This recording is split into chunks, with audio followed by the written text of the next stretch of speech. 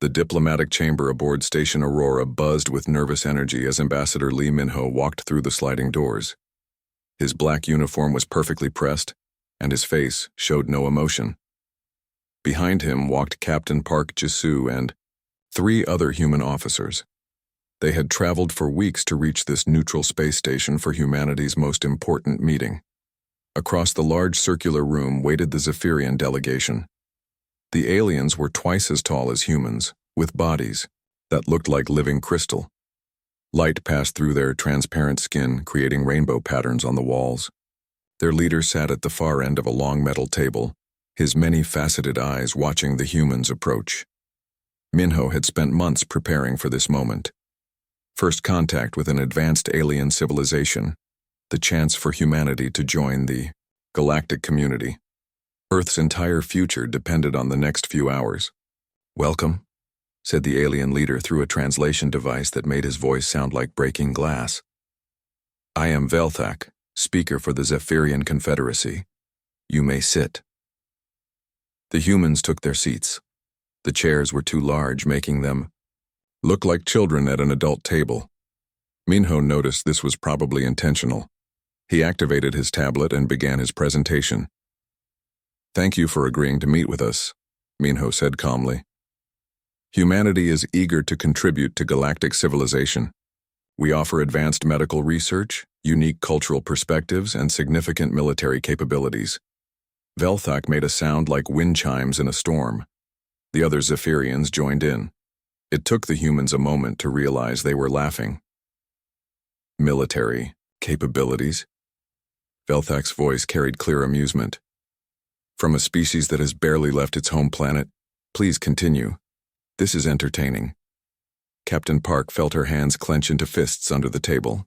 The insult was obvious even through the translator, but Min-ho's expression never changed. He continued showing holographic displays of Earth's achievements.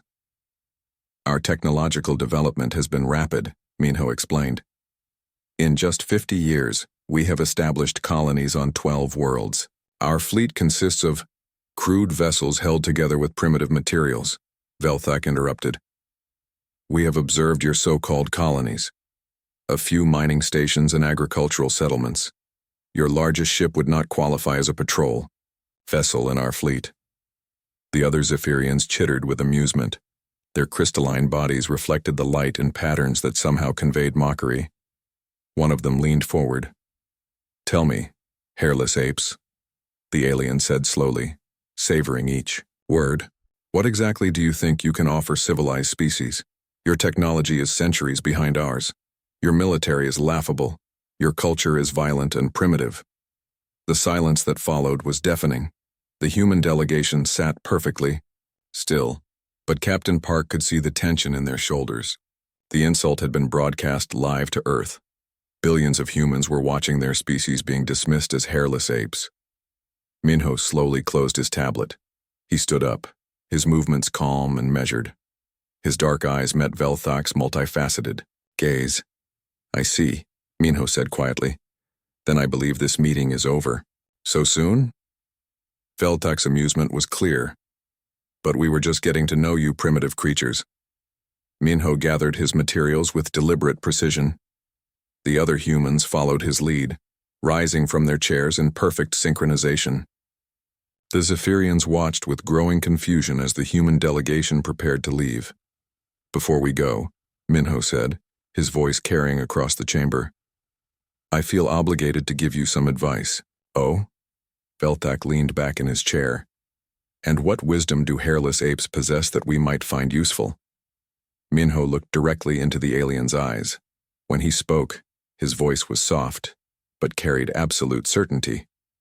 "Run." The single word seemed to suck all the air from the room.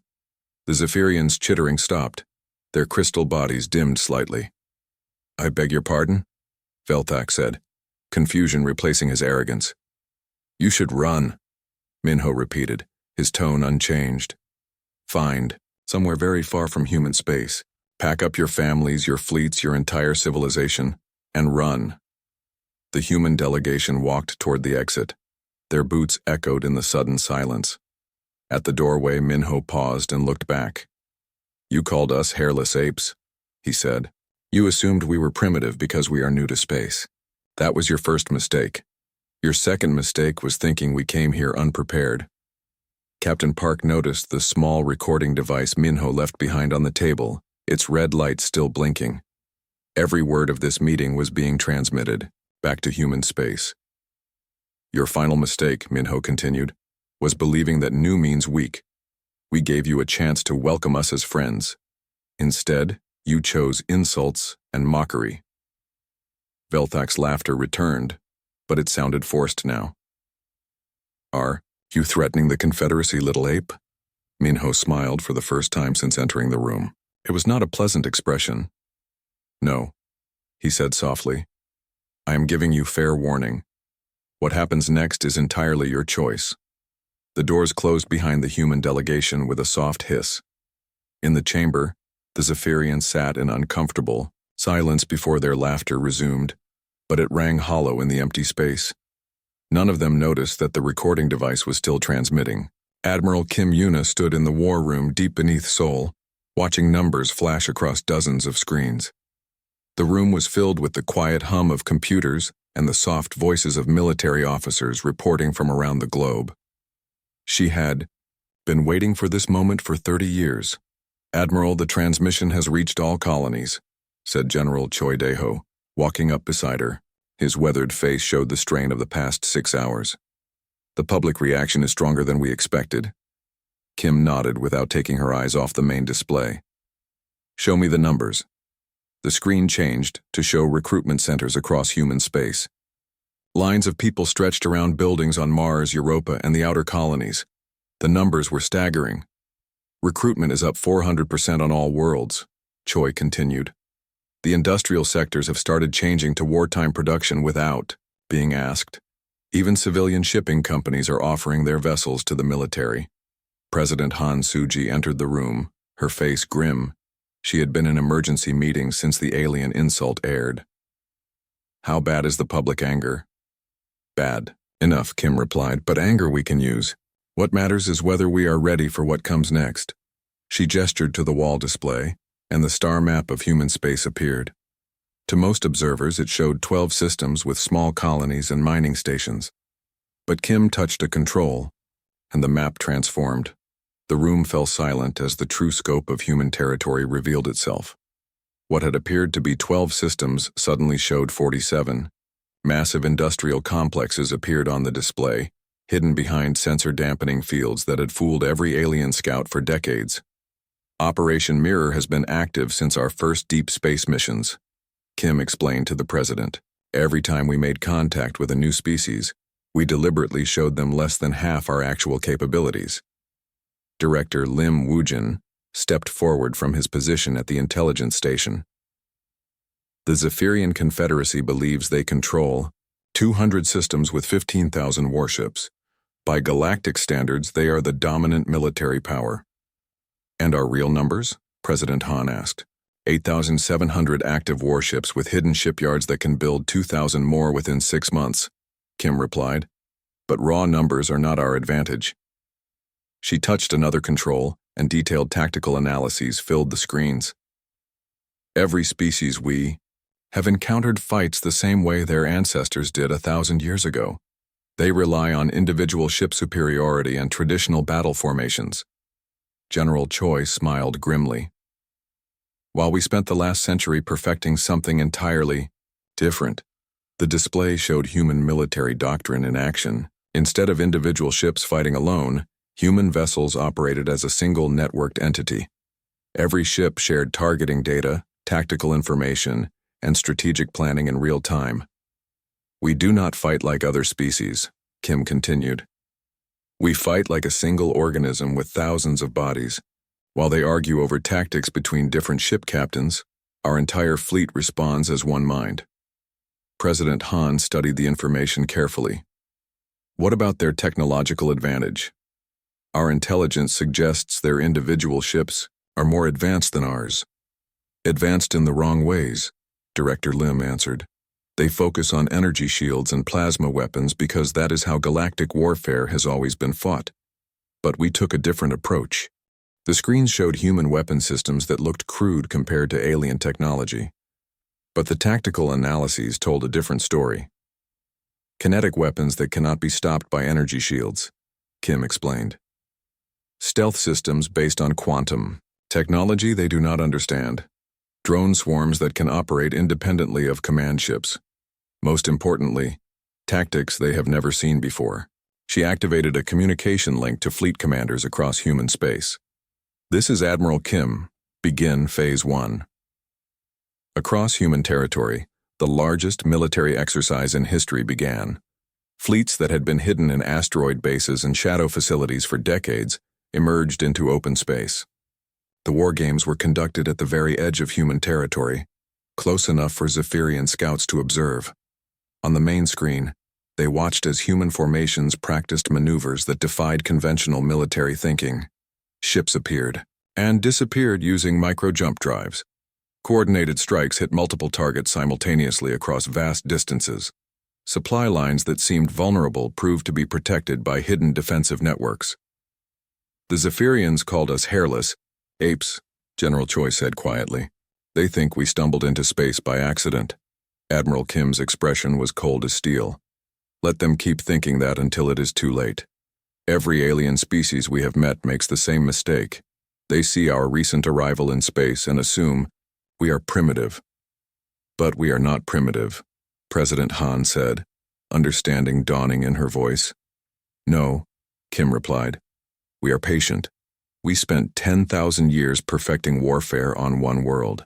Every human conflict taught us something new about strategy, tactics, and the psychology of combat. While other species were content with traditional methods, we were evolving. The displays showed human fleets moving with precision that amazed even their own commanders. Every vessel knew its role in plans that stretched across multiple star systems. The Zephyrians have advanced technology, Kim continued. But they have never faced an enemy that thinks like we do. They fight with honor and predictable tactics. We fight to win, using whatever methods work. As reports came in from across human space, the scale of the operation became clear. This was not just military preparation. This was the awakening of a sleeping giant that had been hiding its true nature since humanity first left Earth. Commander Oh Sung-min floated silently in the pilot's seat of his destroyer, watching the tactical display with calm eyes. The ship's Soul's edge hung in the shadow of a massive asteroid, hidden from enemy sensors by advanced stealth technology. Around him, his crew worked quietly at their stations, waiting for the moment they had trained for their entire careers. Sir, 5 Zephyrian cruisers approaching on Vector 77 Alpha, whispered Lieutenant Bei Hana from the sensor station.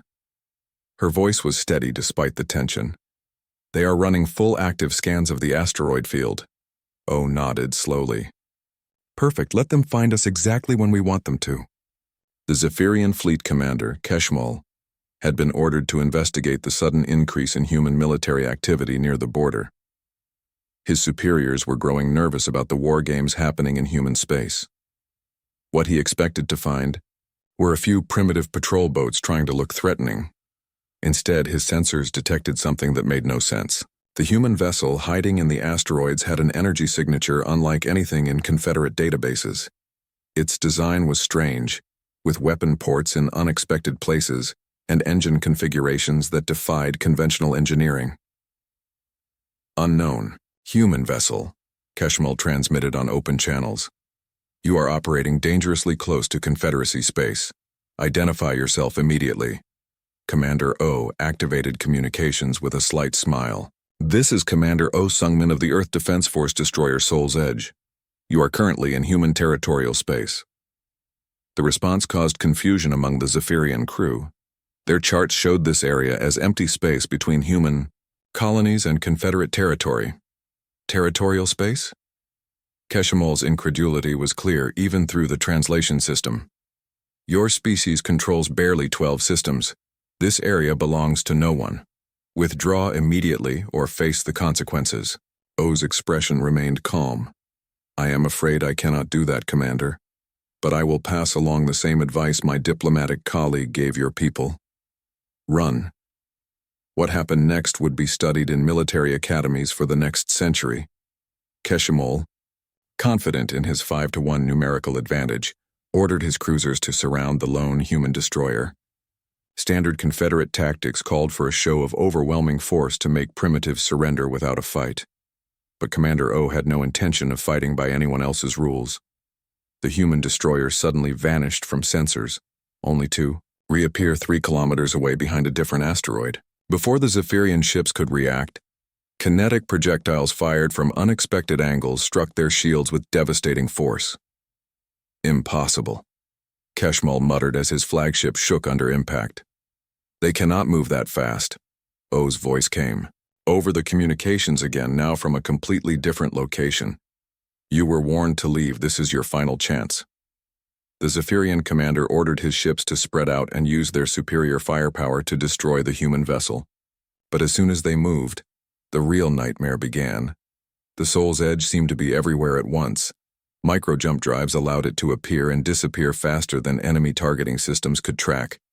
Each time it appeared, kinetic rounds, struck with pinpoint accuracy at vulnerable points the Confederates did not even know existed. But the real shock came when small objects began emerging from hidden locations throughout the asteroid field. Dozens of automated drones, each no larger than a fighter craft, swarmed toward the Zephyrian fleet. Where did those come from? Keshimol demanded as his tactical officer tried to track the new threats. Sir, they appear to have been hidden in the asteroids for months, maybe years, came the panicked reply. They were completely dormant until activated. The drone swarms attacked with coordination that seemed impossible for automated systems. They worked together like a school of fish, each unit responding to the movements of all the others. When Zephyrian weapons destroyed one drone, 2 others would immediately move to cover its position. Within minutes, the Confederate cruiser Velsara lost power to its main engines. The Kethmal found its weapon systems offline after precisely targeted strikes. The 3rd cruiser, Zarvalon, suffered a complete failure of its navigation computers. Commander O's destroyer reappeared directly in front of the flagship, so close that collision seemed inevitable. But instead of firing, it simply held position. This is your demonstration, O said calmly over the communication channel.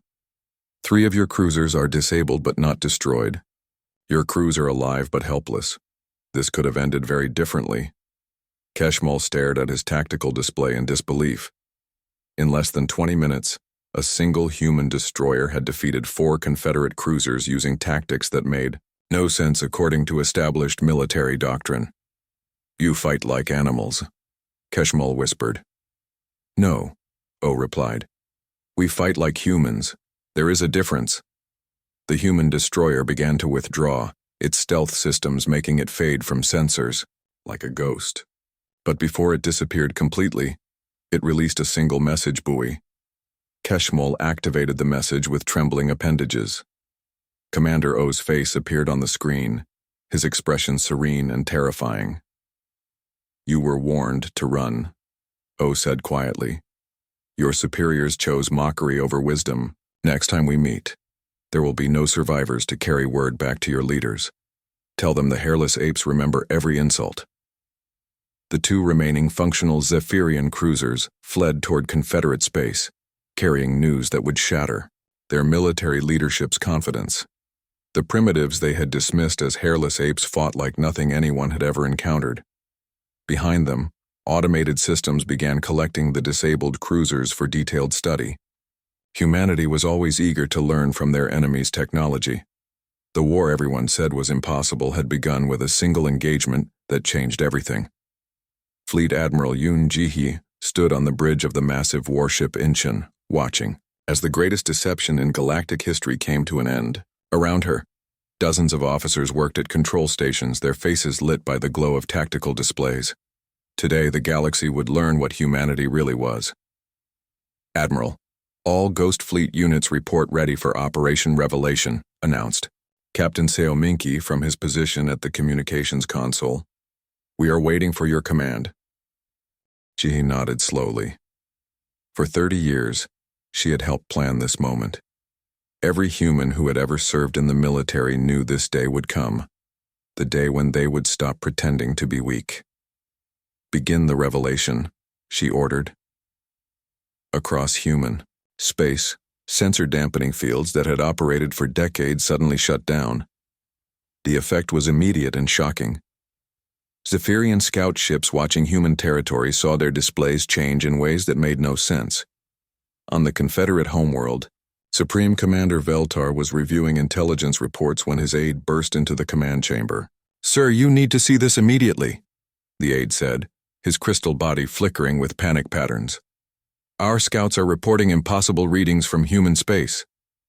The main display activated, showing what Confederate intelligence believed was the full extent of human territory. 12 systems with small colonies and a few patrol ships. But as they watched, the display began to change. New systems appeared on the map, then more. Within minutes, human territory had grown from 12 systems to over 200. Massive industrial complexes became visible where empty space had been before. Shipyards larger than Confederate space stations materialized from behind stealth fields. "This cannot be accurate," Veltar whispered. "Our intelligence has monitored human space for 50 years. Sir, the readings are confirmed by 17 different scout ships," the aide replied. "And the ship counts." The display showed human fleet strength. What had been estimated at 50 primitive vessels now showed over 12,000 active warships. But the numbers were not the most terrifying part. Fleet Admiral Jia opened a communication channel that reached every Confederate monitoring station simultaneously. "This is Fleet Admiral Yoon Jie of the Human Space Force. For 50 years you have been watching a carefully constructed illusion. What you believed was human space was merely our outer colonies." She gestured, and the tactical display on her bridge showed the true scope of human military power. Hidden behind quantum stealth technology, fortress worlds bristled with defensive systems that could destroy entire fleets. Mobile shipyards the size of moons moved between star systems, building vessels faster than Confederate intelligence had thought possible. "We are not primitives who stumbled into space," Jihi continued her broadcast. "We are a species that has spent 10,000 years perfecting the art of warfare. While you fought traditional battles with honor and predictable tactics, we were developing something entirely different." On Confederate monitoring stations, military analysts watched in growing horror as human fleets began to move. But they did not move like individual ships under separate commands. Every vessel responded as part of a single massive organism. "Captain," Sayo pulled up a tactical analysis on the main screen. "Admiral, Confederate forces are attempting to form defensive positions around their core systems." Jihi studied the enemy formations with the eye of someone who had been planning for this moment her entire career. "They are using standard defensive tactics, multiple independent fleets with overlapping coverage zones. Which means they still do not understand what they are facing," observed Commander Lee Jae-hyun from the tactical station. The human fleet advanced like nothing the Confederates had ever seen. Instead of attacking in predictable patterns, they moved with coordination that seemed impossible for such large forces. When one ship identified a target, every other ship in the fleet instantly knew its exact location and vulnerability. Supreme. Commander Veltar watched his tactical officers scramble to respond to attacks that came from directions they had not even considered. Human ships appeared behind Confederate lines through routes that should not have existed. Supply convoys disappeared without trace, only for their contents to be used against Confederate forces hours later. "How are they doing this?" Veltar demanded. "No fleet can coordinate across such vast distances," his intelligence chief approached, with data that made the situation even worse. "Sir, our analysis suggests every human ship is connected through some form of quantum communication network. They do not fight as separate vessels. They fight as components of a single mind." The far revelation was terrifying. While Confederate species relied on individual ship commanders making independent decisions, humans had created a military system where every vessel instantly shared all tactical information with every other vessel. Fleet Admiral Ji-hee watched as Confederate resistance began to crumble under the weight of superior coordination. Her forces struck with precision that eliminated key targets while leaving civilian populations untouched. Power stations, communication relays, and military installations were disabled with surgical accuracy. "Admiral, Confederate fleet movements are becoming increasingly desperate," reported Captain Seo. They appear to be attempting to retreat to fortified positions. Let them, Jihi replied calmly. They still think this is about conquering territory. They do not understand that this is about teaching a lesson.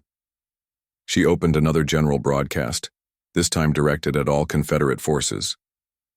You called us hairless apes. You believed our recent arrival in space meant we were inferior. That was your mistake. The human fleet continued its advance not to destroy but to demonstrate absolute superiority. Every Confederate stronghold found itself surrounded by forces that had appeared as if from nowhere. We did not come to your galaxy as conquerors, Jihi continued. We came as potential friends. You chose insults over friendship. Now you will learn why that was the last mistake your civilization will ever make. Ambassador Lee Minho walked slowly through the damaged corridors of the Confederate command ship, his footsteps echoing in the silence. Emergency lighting cast strange shadows on the walls, and the air tasted of burnt electronics. Behind him followed 2 human Marines, their weapons lowered but ready. The war was over, but the final lesson had not yet been taught. In the main command chamber, Velthak waited in defeat. The once proud Zephyrian leader sat slumped in his crystalline chair, his body dim and cracked. Around him, his staff looked at the humans with fear and confusion. In less than 6 hours, their entire civilization had been brought to its knees. Impossible, Velthak whispered as Minho approached. Our fleets, our defenses. How did you coordinate strikes across 200 systems at exactly the same time? Minho stopped in front of the alien leader, his expression calm and patient. You called us hairless apes. You assumed that because we recently achieved spaceflight we were primitive, but you never asked the right question. On the screens around the command chamber, the scope of humanity's victory became clear. In a single coordinated operation lasting exactly 4 hours and 37 minutes, human forces had simultaneously disabled every major Confederate military installation, communication center, and supply depot across their entire territory. Not destroyed. Disabled. The difference was important, and it terrified the Confederate leadership more than total destruction would have. The right question, Minho continued, was not how advanced our technology was. The right question was what kind of species achieved spaceflight in just 200 years after discovering electricity. General Park Tae-hyung materialized as a hologram beside Minho, his scarred face showing the weight of command. Every Confederate world is now under human protection. Your military forces have been disbanded. Your government structures have been dissolved. Your people will be cared for, but your leadership has forfeited the right to rule. Velthak's form flickered with desperation. Please, we did not know. We did not understand what you were capable of. No, Minho agreed quietly. You did not understand, and that ignorance has cost your civilization its independence. He activated a portable holographic display that showed the true scope of the operation. While Confederate forces had been focused on the human fleets approaching their borders, smaller units had been moving through space routes the aliens did not even know existed. For 50 years we have been mapping every system in this sector, Minho explained. We identified every weakness in your defenses, every critical point in your infrastructure, every communication relay that your entire network depended on. The display showed how human forces had used quantum tunneling technology to appear inside Confederate space, without triggering any alarms. Strike teams had materialized directly inside command centers, supply depots, and communication hubs.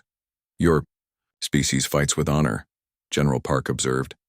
You announce your attacks, you give warnings, you follow rules of engagement that have been used for thousands of years. We fight to win.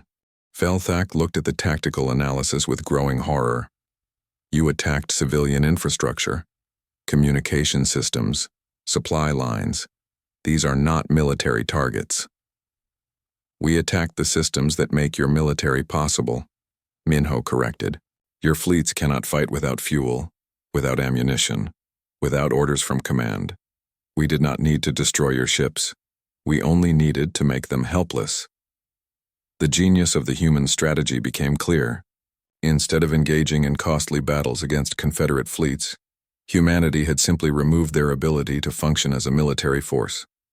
Ships that could not communicate, could not refuel, and could not receive orders were not threats. But the most important lesson, Minho continued, is what we did not do. The display changed to show Confederate civilian populations. Not one civilian installation had been attacked. Not one non-military target had been harmed.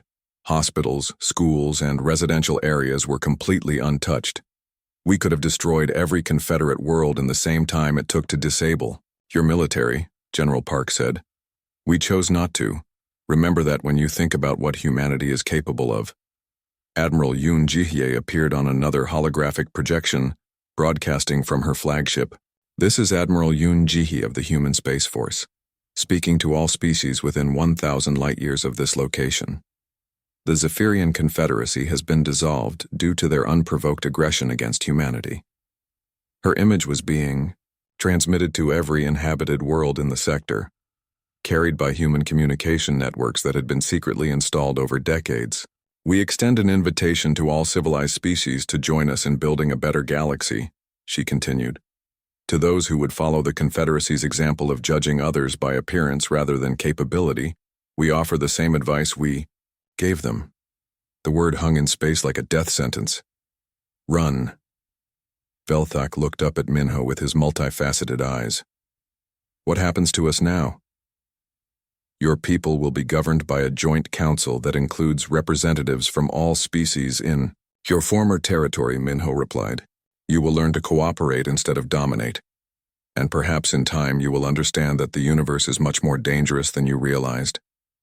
He turned to leave, then paused at the doorway. We are not your conquerors, Velthak. We are your teachers. The lesson is simple. Never judge a species by how long they have been in space. Judge them by how quickly they learn to survive there. As the human delegation departed, Velthak was left alone with the knowledge that his species' arrogance had awakened something that would reshape the galaxy forever. The age of human dominance had begun, not through conquest, but through the demonstration that sometimes the most dangerous predator is the one that looks harmless until it decides to show its teeth. In the depths of space, humanity's fleets began their new mission, bringing order to a galaxy that had forgotten what real power looked like.